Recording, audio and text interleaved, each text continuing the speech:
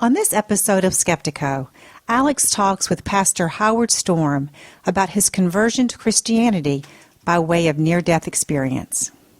Your experience is just so specifically Christian in a way that I got to tell you, I cannot tell you one near-death experience researcher that I've encountered that would be on board with your interpretation of this experience in terms of it being singularly a Christian kind of thing. How do you square with that? I certainly believe that all near-death experiences are idiosyncratic. I believe that these experiences are gifts, and everybody is given a different gift. Just as everybody is different in this world, they're all going to have somewhat different experiences.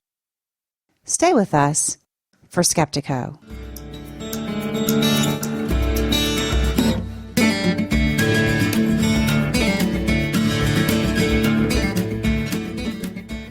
Welcome to Skeptico, where we explore controversial science with leading researchers, thinkers, and their critics.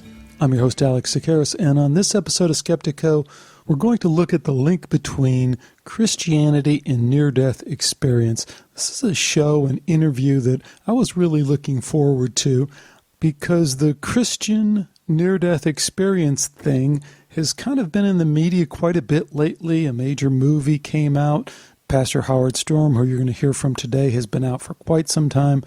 There's actually another gentleman out there, Ian McCormack, who I'm going to interview today. I mean, with this time-shifted interview schedule, you won't hear it for a few weeks, but this is a topic I really wanted to dive into because, as you probably know, there's this divide between near-death experience researchers who say, yes, this phenomena is real. It seems to be connected with this spiritual transformation that people go through. But no, researchers say, there doesn't seem to be any link between this and any specific religious experience.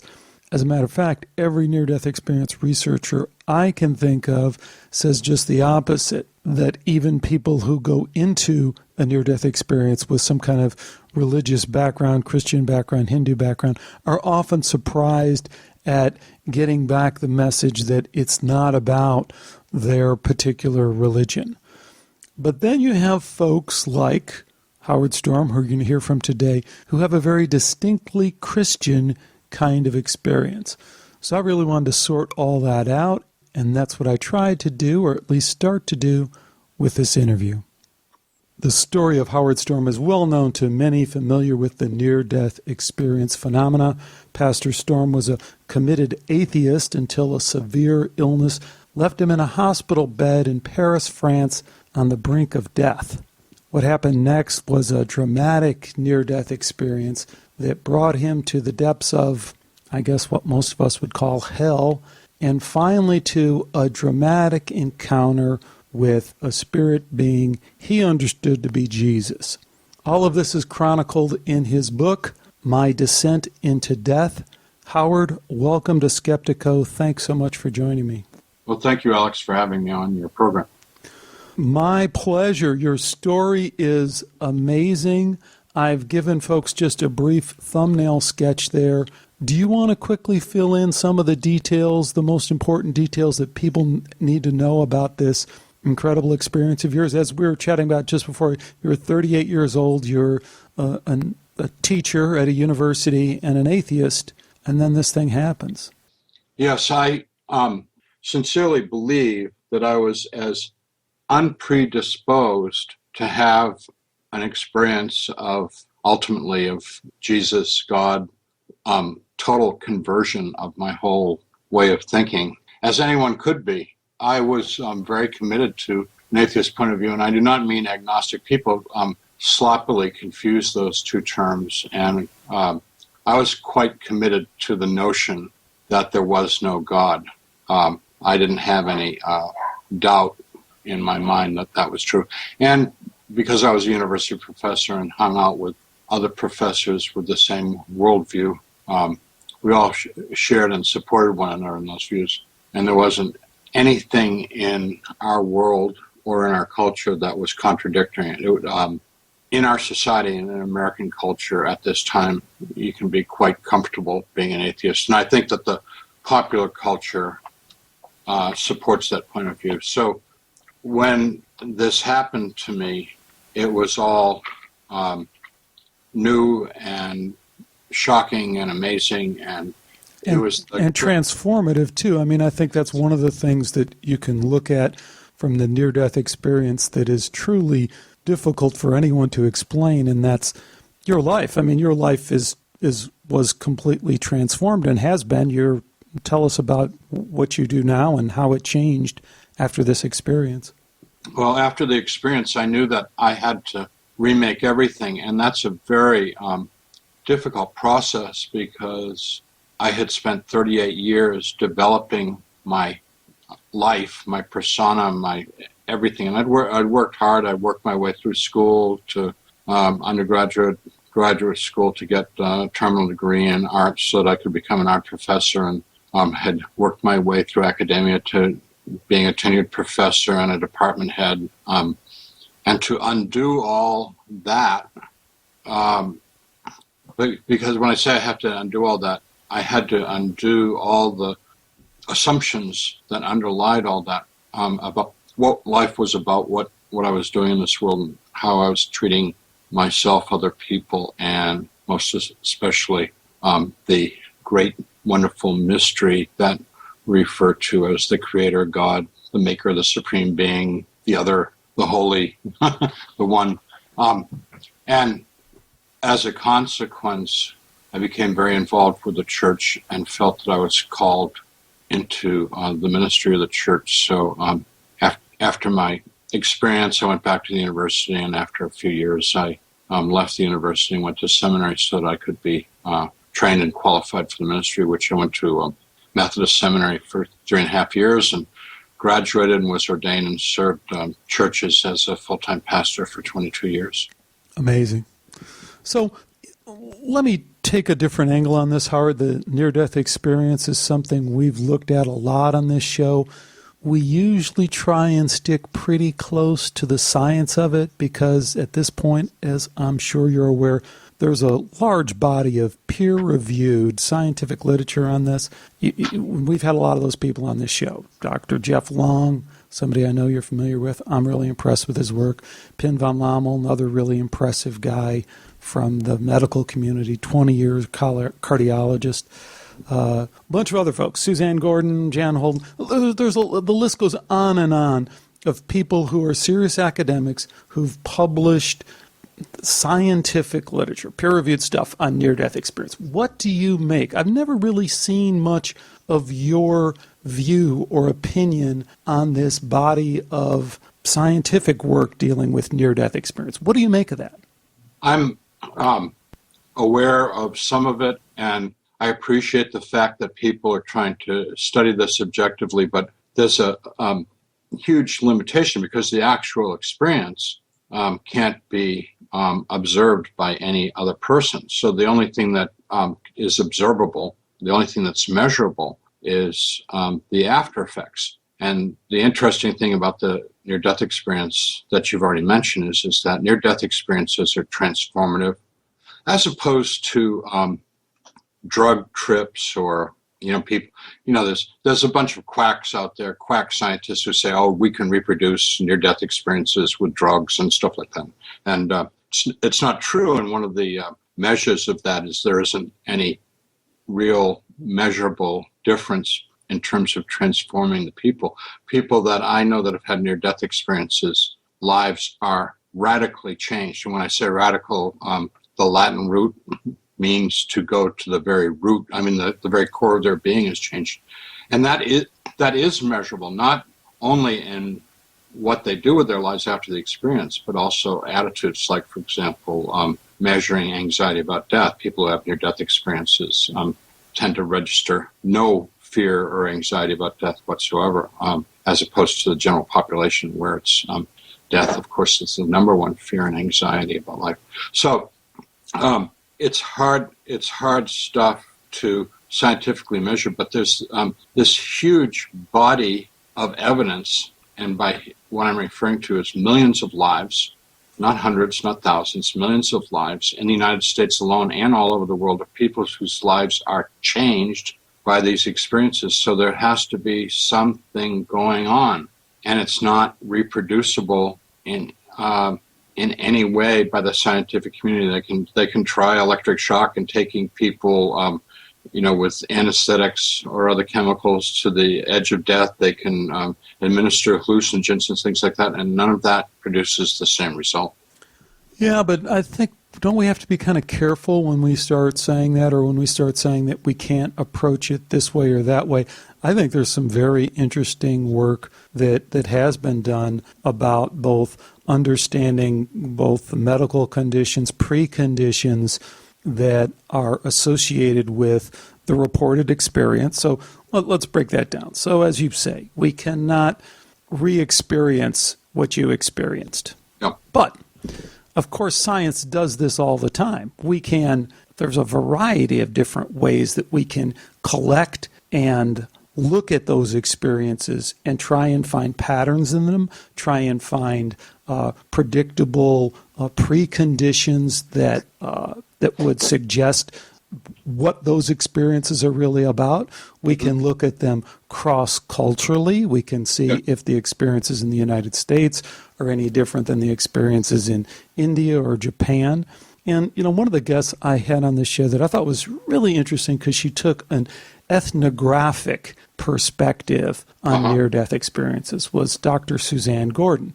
And, this whole idea of ethnography is well established in the sciences, that we can look at different cultures, we can look at different people who have different experiences, and we have this body of tools that we can use to break that down. So I'm not so sure that I would say we can't penetrate this. And I guess where I'm really going with this is that when we start doing that, Jeff Long has looked at thousands of these cases, Dr. Jeff Long, with a very rigorous 150 question, at least the last time I checked, it was a 150 question survey where he asks all these questions about people's near-death experience and compares and contrasts those. How do you think your experience would fit in with the broader body of this? And more importantly, do you care how it fits in or what any of these researchers might have to say about your experience? Okay. Well, first of all, since I am a human being and try to have some insight into my nature, I want to be validated just like anybody else, and it's pretty painful when people tell me I'm crazy or I hallucinated or I'm fabricating all this or I'm, doing this for profit or whatever.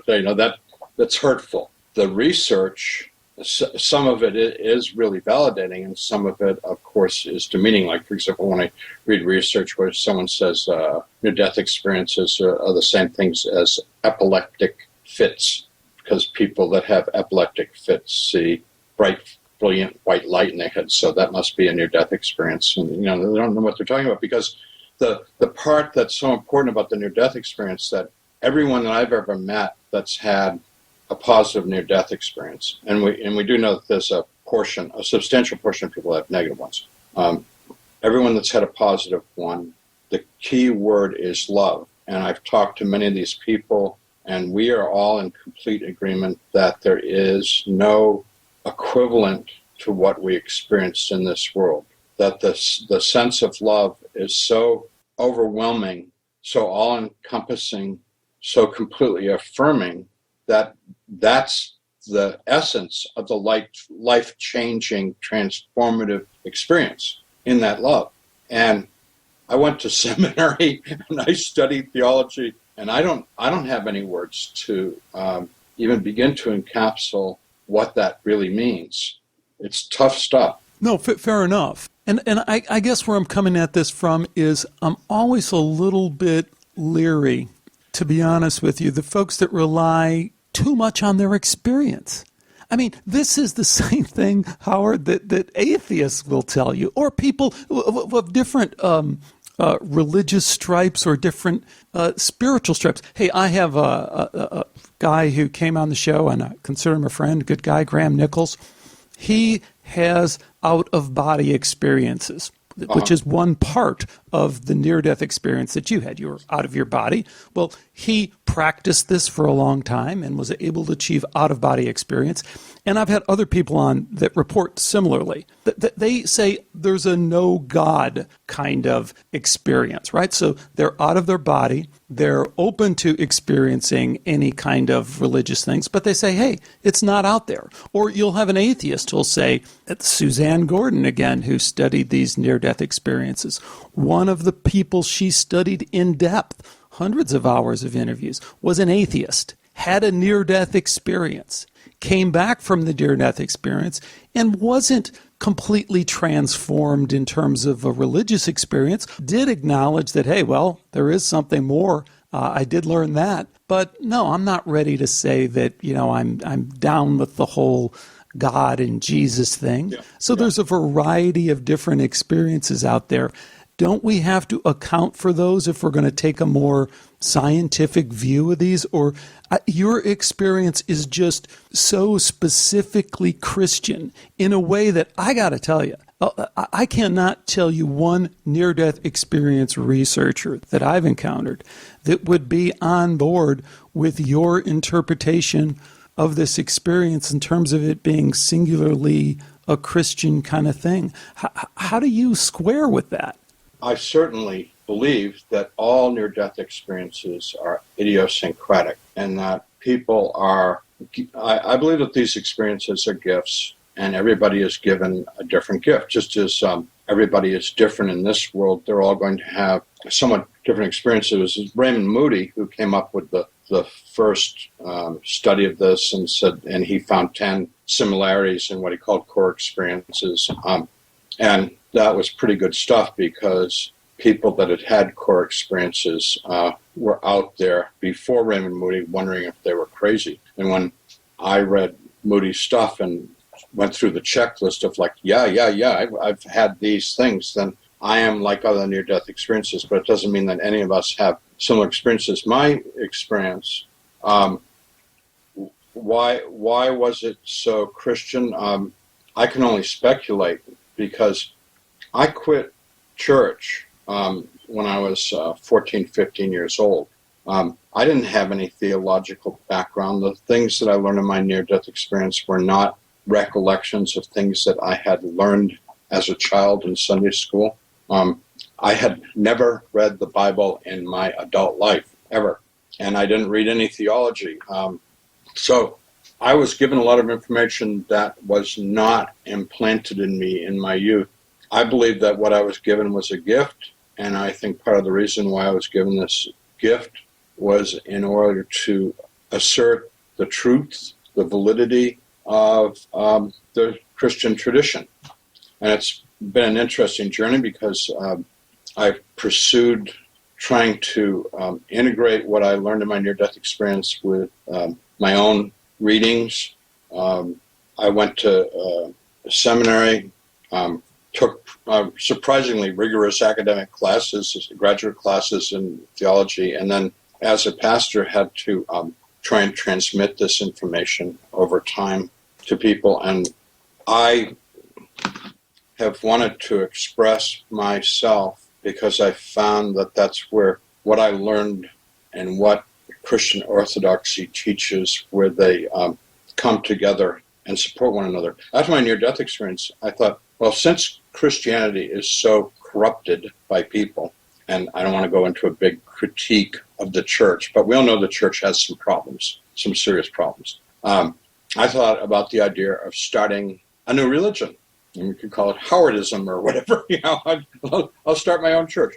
And I very quickly realized what an absolutely pathetic idea that was, because that was, it smacked of narcissism. It smacked of going off in some kind of esoteric place, setting myself up as a guru. And I didn't want to do that. I want to be part of, there's supposedly 2 billion Christians in the world. I wanted to be part of that body of knowledge, which is an interesting body of knowledge because this is a body of knowledge that's been trying to work itself out for 5,000 years. You can't think of many other examples of, body of knowledge trying to refine itself over 5,000 years of human history.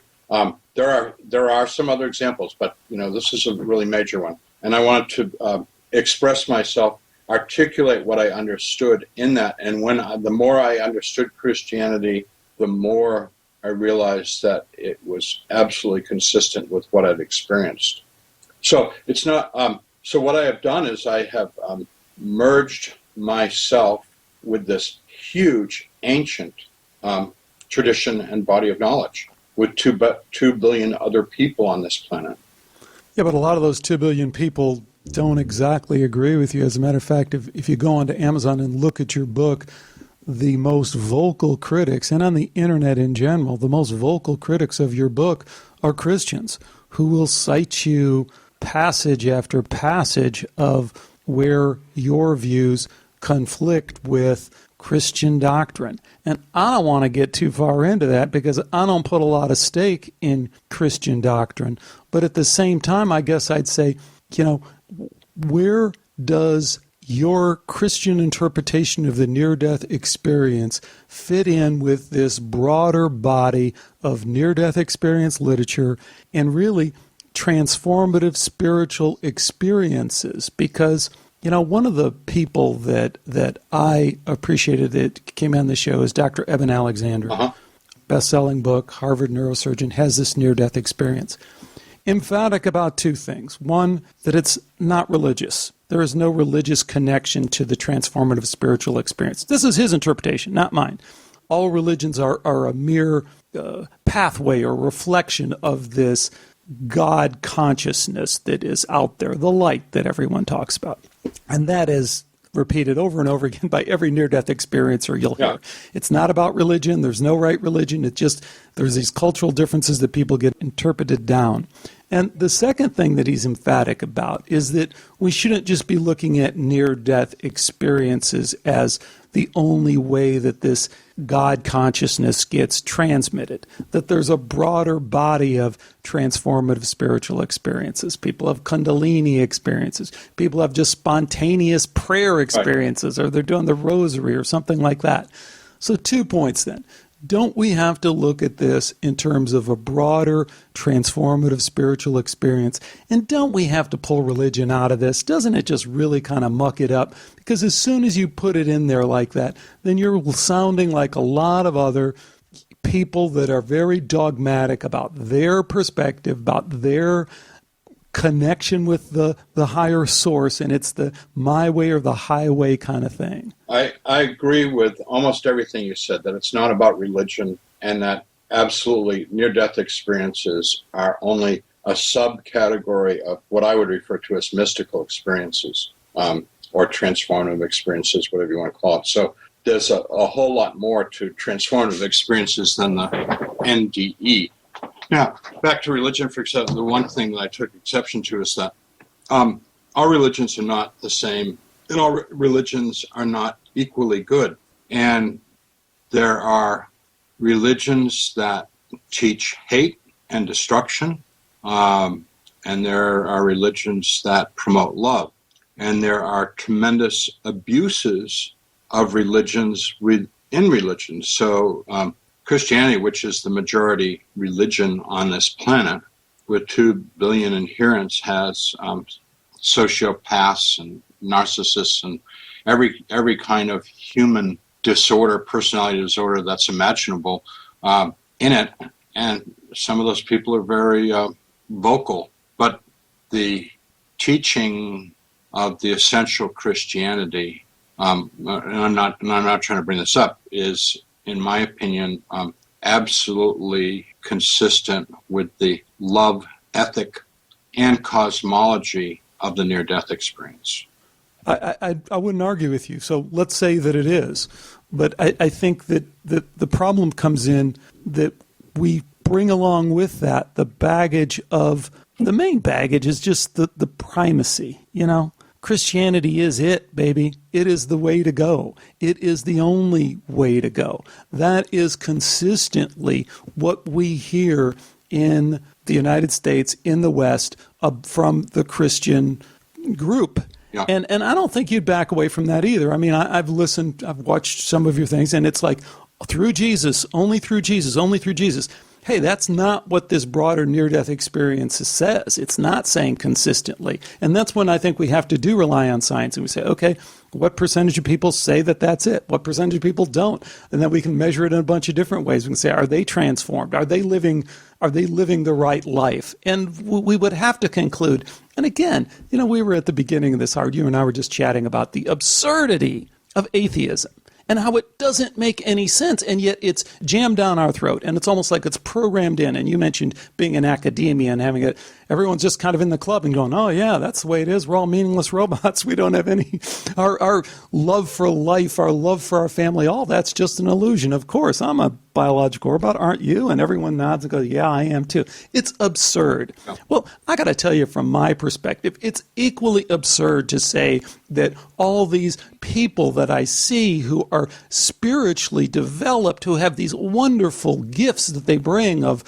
love and insights, are somehow in some way lesser because they don't have a Christian orientation, or that they don't believe that that's necessary. I think that's a fundamental problem with Christianity that is very hard for people who are not Christian but are still spiritually inclined to get past, is this primacy of Christianity that, you'll talk really nice, but at the end of the day, baby, it better come through Jesus or it's not real.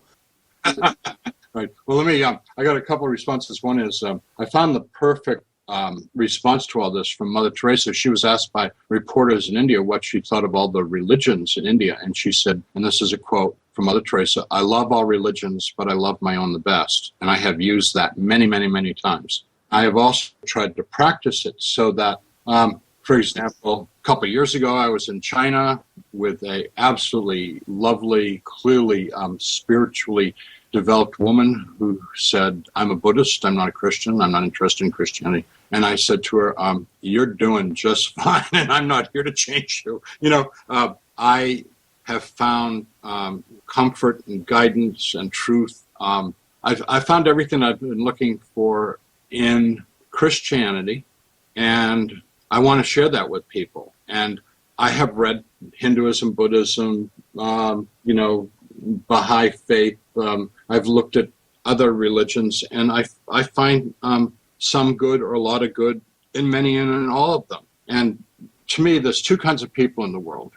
One is people who love religion, and the other group is people who love God. I love people who love God, and I don't care what religion they belong to. And I don't really like people who love religion. That's an interesting, I've never heard that before. I love that. That's great. And I like the Mother Teresa quote too. And I respect that we can have preferences. It's okay to say, I love my religion best. I love how that makes me feel, how that makes me interact with the world. I'm totally in sync with those ideas. Mm-hmm. So, I'm promoting Christianity because that's what I know, and that's what works for me. And I can't really, go around and promote universal religion because there is no such thing. There is. I believe that the essence of seeking God is the universal religion, but it's kind of vague.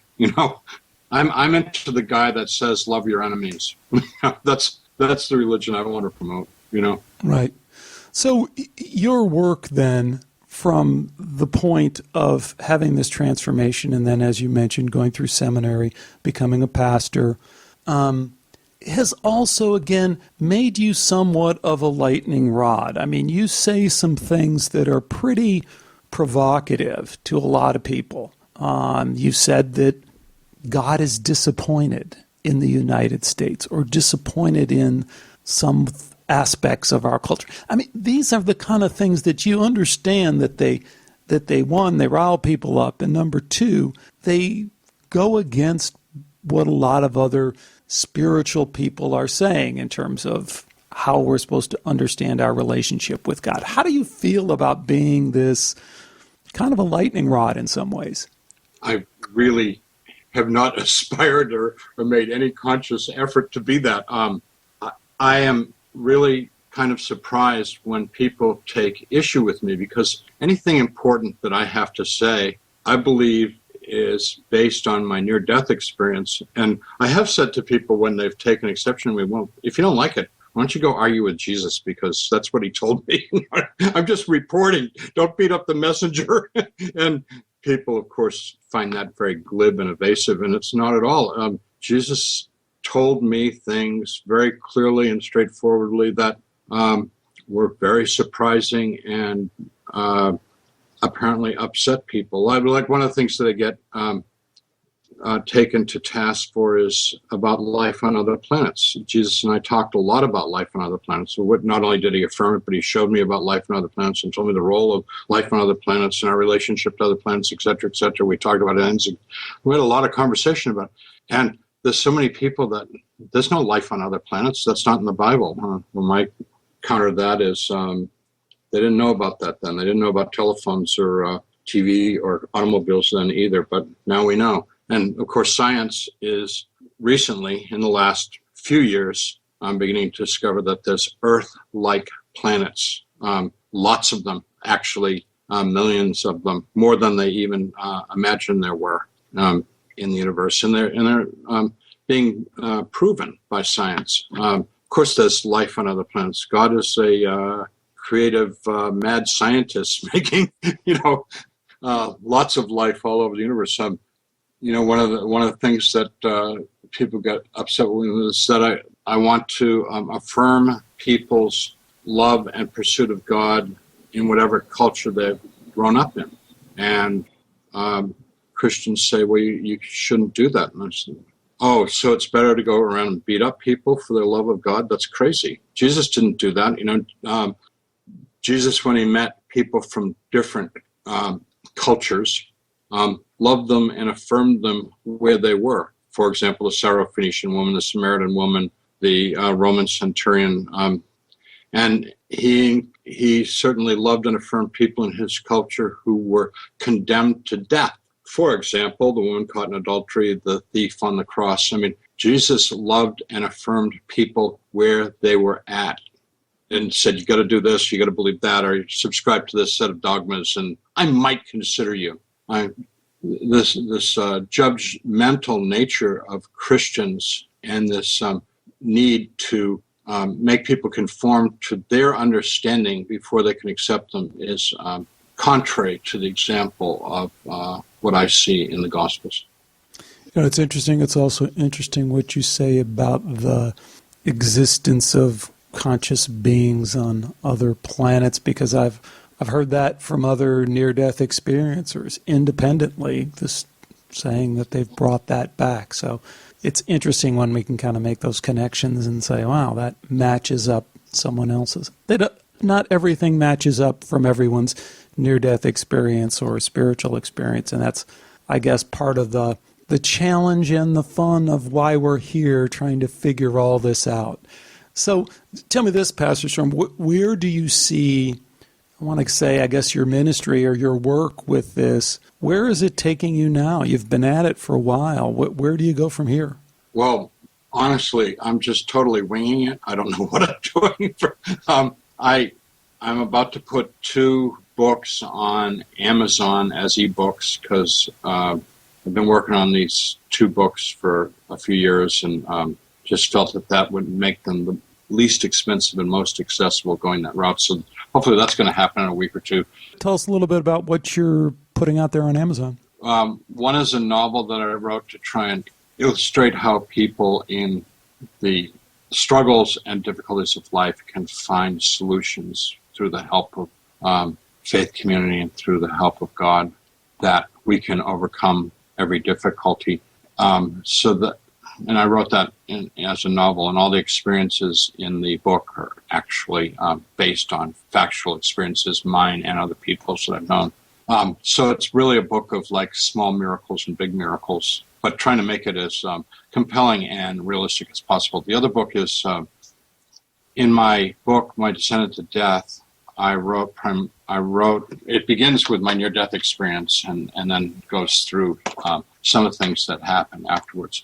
And I wrote that book to as broad an audience as possible, so it's not a very Christian book. I decided that I needed to put a book out there that, one, gave a lot of background, personal background, and also talked about how it developed in my Christian understanding, and furthermore, how I tried to successfully and unsuccessfully to live that out in my life. So that, there's a lot about the hills and valleys of pastoring churches and family life and, divorce and remarriage and stuff like that to a degree. So it's very personal, and I've tried to become really transparent by writing that sort of spiritual journey down. I'm working on a third book, and I want to write a book. I am writing a book about Jesus, but I don't know when I'll ever get that done, because every time I read another book about Jesus, I get more insights from other people,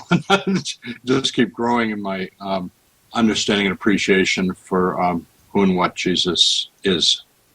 One thing you just touched on there is this aspect of the near-death experience or continuing life after the experience, and I remember interviewing PMH Atwater, who is a near-death experience researcher who's really looked at that quite extensively. And maybe you want to talk about a little bit about that just because you've had a near-death experience doesn't mean all your problems are over. Just like if you've had some kind of religious conversion doesn't mean all your problems are over. As a matter of fact, it's with the near-death experience, it sometimes can be more upsetting because it puts you at odds with a lot of your former friends and family members, but also just puts you at odds with your former life. So, what's that like? Well, I guess there's several initial big disappointments that I had to struggle with. One is that after a near-death experience, I wrongly assumed that I was going to be a saint and that I would not have temper, anger, lust, delusions, make mistakes at all, that I would somehow, I had been elevated to the superior person. And to my horror, I found out that wasn't the case at all, that I was right. just another human being, no better or worse than anybody else. Just Howard still, huh? Yeah. So that was a shocker. The other one is that when I came back, because of the physical problems that I was having, which were life-threatening and went on for a very long time, and because of losses of friends and family, there was a large part of me that said, this just isn't worth it. I'd just as soon die and go to heaven and get out of here. And it was very difficult to overcome the desire to detach myself from the world. For example, one of the solutions I found was I decided that it would be really good to become a contemplative monk. So I went to a monastery with the intention of becoming a monk. And of course, they wouldn't have anything to do with me when they found out that I was married and had children. They were like, "Go home, get out of here. What are you doing?" And that was another big disappointment. So trying to, as a result of near-death experience, our sensibilities, our compassion is greatly increased. And when one sees what's going on in the world, both in the micro level of our personal relationships and in the macro level of what's happening in the world, it can be quite discouraging. And that's a constant battle, to not let that discouragement overwhelm you and become hopeless. I have tried to stay in the world and be an active participant in the world. And it's really discouraging that my brothers and sisters in the Christian faith, some of them want to tear me apart when I thought we were all on the same page promoting the same stuff, but apparently I'm not good enough for them. It sounds like an important work that you're doing. I appreciate the book, My Descent into Death, and we're certainly going to look forward for these couple of new books that you're going to be putting out on Amazon. We'll keep an eye out for those. Thanks so much for joining me today. Our guest has been Pastor Howard Storm, author of My Descent into Death. Thank you, Howard. Thank you, Alex. It was a pleasure.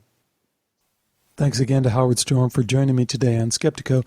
I guess I'd have one question to tee up from this interview, and that is, how much do you trust your experience when it comes to spiritual matters, spiritual transformation, spiritual decisions?